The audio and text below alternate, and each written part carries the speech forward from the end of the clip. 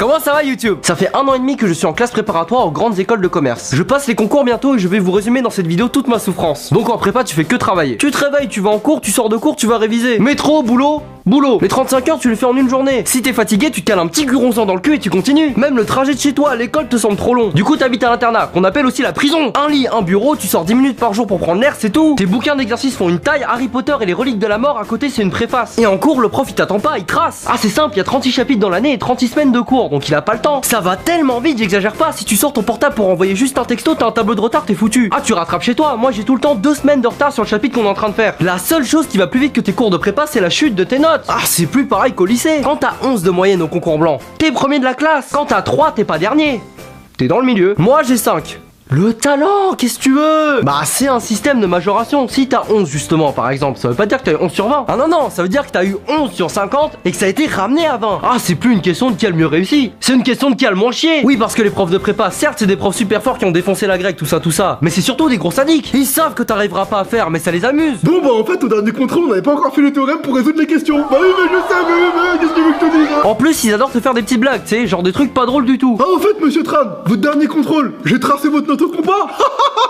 Le compas, parce que c'est rond. Énorme. T'es obligé de faire semblant de rire sinon il va te défoncer en colle. Alors l'école qu'est-ce que c'est? C'est des oraux d'une heure qu'on a 2 fois par semaine, on passe par groupe de 3 et c'est pour vérifier qu'on connaît bien notre cours dans une matière. Sauf que la colle c'est toujours sur le cours du moment et toi t'as un jet lag de 2 semaines, donc généralement quand le prof il donne l'exo, tu ris jaune, voilà, merci, c'est tout pour moi. Ah c'est tellement devenu une torture qu'avec mes potes on a inventé un jeu. Avant chaque colle on choisit un mot au hasard, robinet par exemple, et celui qui arrive à caler ce mot le plus discrètement possible pendant la colle sans que le prof le crame gagne. Donc là on va déterminer la constante rho et pour cela on dispose des formules de Binet, rho, Binet. Et donc en fait la vitesse... Par contre je comprends pas pourquoi on me disait ouais quand tu seras en prépa pendant 2 ans c'est fini, tu verras plus personne. C'est faux. Moi à la bibliothèque je vois des gens. Le nombre de sujets des années précédentes que j'ai fait pour préparer les écrits, ah je m'en suis enfilé des annales dans le cul. T'imagines c'est dans quelques semaines, 6 heures d'épreuve tous les jours pendant 1 mois, c'est affreux. J'ai l'impression que toute ma vie va se jouer là. Alors comme je suis fair play, j'annonce pour tous ceux qui seront mes voisins lors de l'écrit, ma technique de déconcentration ce sera de vous faire stresser en demandant plein de feuilles. Comme ça vous vous direz ouais il est en train de te défoncer. Alors qu'en fait j'en suis qu'à la question 2. Le correcteur il va pas comprendre, mais pourquoi il écrit en police 57 celui-là? En plus les résultats sortent pas tout de suite. Il y a 1 mois et demi d'attente, t'as le temps d'en faire des crises cardiaques. Moi perso ce jour là je m'enferme dans ma chambre et je coupe tout. Comme ça si j'ai foiré personne me verra chialer. Pourquoi? À un point près. Tout ça à cause de l'informatique de merde.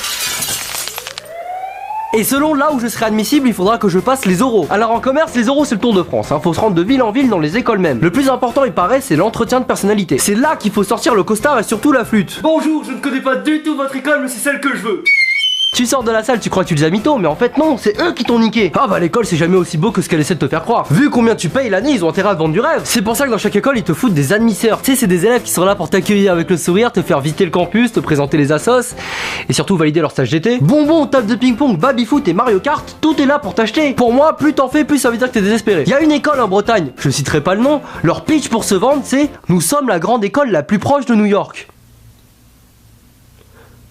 Alors le redoublement en prépa, ça veut pas dire que tu t'es chié, ça veut dire que tu retentes le coup parce que tu penses pouvoir avoir une école mieux classée si tu t'entraînes 1 an de plus. Tu regardes les stades de HEC et Polytechnique, c'est très souvent des mecs qui ont fait 3 ans qui sont pris. Le risque c'est que tu remets en jeu l'école que t'as déjà eu. Tu peux très bien repasser les concours pour avoir la même école, voire moins bien. Ah là si ça m'arrive c'est foutu mon frère va me charrier à mort. Donc si je comprends bien, tu as fait 40 semaines de cours en plus, 80 cols, 365 jours de prison et un tour de France, tout ça pour arriver dans une école où tu seras plus vieux que la majorité des gens et qui en plus est moins bien classé.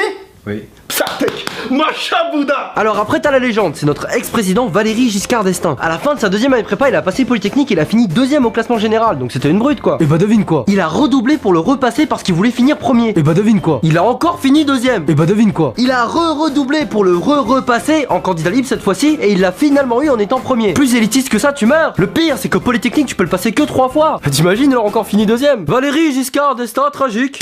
Bref, en tout cas bon courage à tous ceux qui vont passer les concours, je vous souhaite bonne chance et j'espère que je vais pas redoubler. Si ce sketch t'a plu, tu peux t'abonner en cliquant sur Sheldon. Et si t'es en prépa ou si tu vas rentrer en prépa, bah partage cette vidéo. Et n'oubliez pas que comme disait François Hollande, qui a fait HEC, peu importe le résultat, be you, be proud of you because you can do what we want to do. Ok, merci François. Peace.